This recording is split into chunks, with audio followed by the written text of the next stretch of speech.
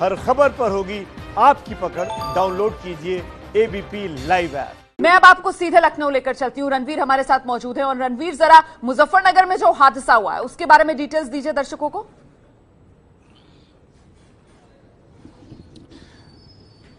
देखिए, पंजाब से बिहार जाने वाले ये 10 लोग थे जो कि पंजाब के बॉर्डर से सहारनपुर के रास्ते देवबंद होते हुए मुजफ्फरनगर जब दाखिल हुए थे तो टोल प्लाजा के पहले किठौना इलाका है। किठौना इलाके में करीब रात 12 बजे एक बस ने टक्कर मारी। ये जो बस है आगरा डिपो की है और ये सहारनपुर मजदूरों को छोड़ने गई थी और छोड़कर खाली वापस आ रही थी। इसका नंबर यूपी 85800911 है और जो ड्राइवर राजवीर जिसकी पहचान की गई है, बताया जा रहा है वो नशे में था और नशे की हालत में स्पीड में चल रहा था और रोड के किनारे चल रहे इन मजदूरों को टक्कर मारी, जिसमें कि 6 लोगों की मौत हुई और 4 लोग घायल हैं।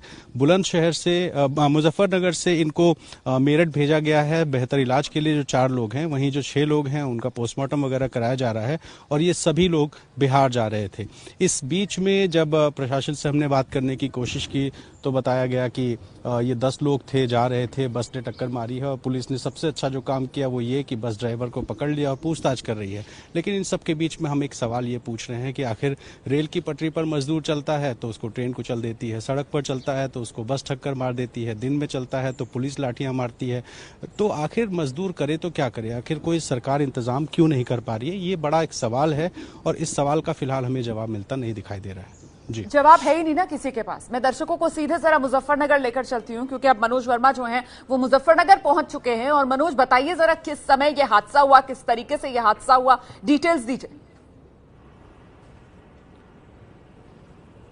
जी बिल्कुल, देखिए रोमाना, रात तकरीबन 11:30 बजे के करीब का ये हादसा है जब 10 मजदूर एक लाइन से मुजफ्फरनगर की जो रोड है जो सहारनपुर से देवबंद की तरफ जाती है, उस रोड पर जब चल रहे थे तभी एक तेज रफ्तार जो रोडवेज की बस थी वो वहां पर पहुंची है और ड्राइवर ने 10 के 10 मजदूरों को कुचल दिया, जिसमें 6 मजदूरों की मौत हो गई और उसके अलावा जो 4 मजदूर थे जो घायल हुए, उन्हें क्योंकि मुजफ्फरनगर में कोई बड़ा अस्पताल नहीं था तो उन्हें तत्काल जो प्रशासन था उनको मेरठ के जो मेडिकल कॉलेज है वहां पर उनको भर्ती कराया गया, जहां पर उनका इलाज चल रहा है। और इस मामले में जो ड्राइवर राजवीर था उसको पुलिस ने गिरफ्तार कर लिया है। शुरुआती जो जानकारी मिल रही है उसके मुताबिक ड्राइवर राजवीर ने शराब पी हुई थी, ऐसी जानकारी मिल रही है। लेकिन अब पुलिस जो है राजवीर को मेडिकल के लिए हॉस्पिटल लेकर के गई है और वहां पर यह साफ हो पाएगा मेडिकल के बाद कि आखिरकार ड्राइवर राजवीर ने कितनी शराब पी हुई थी कि उसे सड़क पर चलते हुए 10 मजदूर दिखाई ही नहीं दिए। जहां भी हम रास्तों पर चल रहे हैं तो कहीं ना कहीं रास्ते में पैदल चलते हुए मजदूर नजर आते हैं, सड़कों पर चलते हुए मजदूर नजर आते हैं। तो आखिरकार ऐसी क्या वजह हुई कि मजदूरों ने सड़कों पर चलना शुरू कर दिया? क्यों वो एक जगह नहीं रुक पा रहे हैं? सरकार के पास इस बात का कोई जवाब नहीं है और लगातार मजदूर हादसे का शिकार हो रहे हैं और सरकार बिल्कुल भी जवाब इस बात का नहीं दे पा रही है कि आखिरकार मजदूरों ने पलायन करना क्यों शुरू किया, क्यों ऐसी नौबत आ गई कि उन्होंने अपने जहां पर वो रह रहे थे उन्होंने वहां से निकलना शुरू नशे में धुत ड्राइवर की नहीं है, बात यहां पर सत्ता के नशे में धुत सरकारों की है जिनको मजदूर की बेबसी नजर ही नहीं आ रही है। देखिए, बिहार के समस्तीपुर में भी हादसा हुआ है। यहां पर एक मजदूर की मौत हो गई है, कई मजदूर जख्मी हुए हैं। बस और ट्रक के बीच समस्तीपुर में यह टक्कर हुई। तस्वीरें हम आपको दिखा रहे हैं, घटनास्थल की ये तस्वीरें। इन तस्वीरों को देखकर आप अंदाजा लगा सकते हैं कितनी जोरदार ये टक्कर रही होगी। ये बस का अगला हिस्सा है, पूरी तरीके से पिचका हुआ है। इस हादसे में भी एक मजदूर की मौत हुई है, कई मजदूर जख्मी बताए जा रहे हैं। सीधे रुक करते हैं, मेरे साथ मेरे सहयोगी प्रकाश कुमार मौजूद हैं और डिटेल्स। प्रकाश, इस हादसे के बारे में जरा दीजिए दर्शकों को। रोमाना, ये कल रात में ट्रेन पहुंची थी मुंबई से, श्रमिक स्पेशल, जो मुजफ्फरपुर पहुंची और मुजफ्फरपुर से सारे जो मजदूर थे उन्हें कटिहार ले जाना था, वहां के क्वारंटीन सेंटर में रखने जाना था। इसी बीच में 5 बजे के करीब सुबह में समस्तीपुर के शंकर चौक के पास ये हादसा हुआ है, दर्दनाक हादसा हुआ। सामने से एक ट्रक आ रही थी और बस की जोरदार टक्कर हुई और दोनों गाड़ियां जो है वो इतनी जोरदार टक्कर थी कि गड्ढे में गिर पड़ी। मौके पर ही ड्राइवर की मौत हो गई और साथ में एक मजदूर भी की मौत हो गई थी।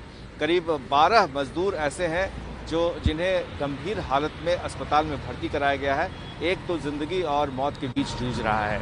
तो जाहिर है कि जो श्रमिक वहाँ मुंबई से चले थे वो कोरोना से बच गए थे, बेरोजगार हो गए थे और वो अपने घर लौट रहे थे, भूखमरी के कगार पर थे।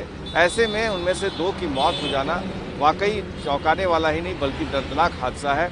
और ऐसे में जो बाकी मजदूर बच गए हैं उन्हें धीरे धीरे फिर से कटिहार ले जाने की तैयारी हो रही है। तो ये स्थिति है सड़क हादसों की। कोरोना के दरमियान, लॉकडाउन के दरमियान सड़क पर लोग नहीं थे और जैसे ही अब सड़कें चालू हुई हैं तब से ये मौत का सिलसिला शुरू हो गया है। बिल्कुल, हादसों का सिलसिला शुरू हो गया और हादसों का शिकार कौन हो रहा है? वो मजदूर जो सड़क पर उतरने के लिए बेबस है। अच्छा, ये जो समस्तीपुर में हादसा हुआ है इसमें प्रशासन की तरफ से क्या कहा जा रहा है, जरा ये भी सुनिए। मुंबई से ट्रेन जो कल रात मुजफ्फरपुर में आई थी 1 बजे के आसपास, जिसमें से लगभग 32 आदमी कटिहार जिले के थे और उसको लेकर बस सुबह में 3 बजे मुजफ्फरपुर से चली थी और यहाँ पर जो तेज रफ्तार में जो आ रहे थे किसी ट्रक से इसका टक्कर हुई, इसमें से 2 आदमी अभी मरे हैं सर और 1 आदमी घायल है पूरी तरह, जो मरनासन स्थिति में, बाकी घायल 15 मजदूरों की मौत हुई है आज अलग अलग 3 सड़क हादसों में। समस्तीपुर में मजदूर की जान गई, मुजफ्फरनगर में मजदूर मरे, गुना में हादसे का शिकार हुए मजदूर। इससे पहले की भी हम आपको तस्वीरें दिखा रहे हैं, जिस तरीके से औरंगाबाद में रेल की पटरी पर कटकर 16 मजदूरों की मौत हुई थी। नरसिंहपुर, मुरादाबाद, कानपुर, यहां पहले ही हादसे हो चुके हैं जिसमें मजदूरों की जान जा चुकी है। सीधे आपको मध्य प्रदेश ब्रजेश राजपूत के पास लेकर चलते हैं। ब्रजेश, सबसे अहम यह हो जाता है कि आखिरकार इन मजदूरों की मौत का जिम्मेदार कौन? इसका कोई जवाब देगा?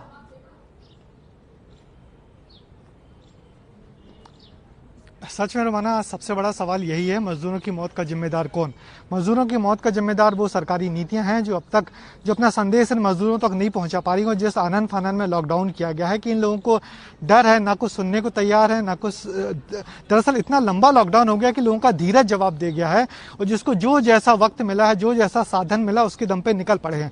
हम भोपाल में खड़े हैं, भोपाल से थोड़ी दूर जो विदिशा बाईपास है वहां पे आप जाके खड़े हुए तो ऐसा लगता है कि सारे महाराष्ट्र के लोग टैक्सी, टेम्पो और जो वहाँ छोटे छोटे ऑटो चलते थे वो सारे उत्तर प्रदेश चले जा रहे हैं और यहाँ से सीधे गुजरते हैं वो।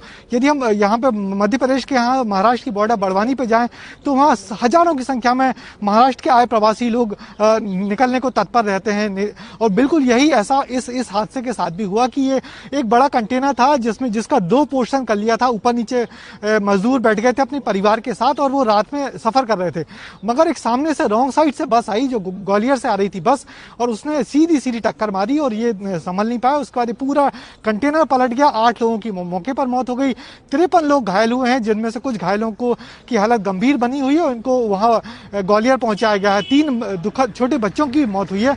तो दरअसल ये वही प्रवासी मजदूर हैं महाराष्ट्र के जो उत्तर प्रदेश जाना चाहते थे, अपने घर लौटना चाहते थे, अब जिनको किसी सरकार पे भरोसा नहीं रह गया कि सरकार ने इंतजामात इतने लेट, इतनी देरी से शुरू किए कि इनका धीरज जवाब दे गया है कि उनको लग रहा है कि अब कुछ नहीं हो सकता।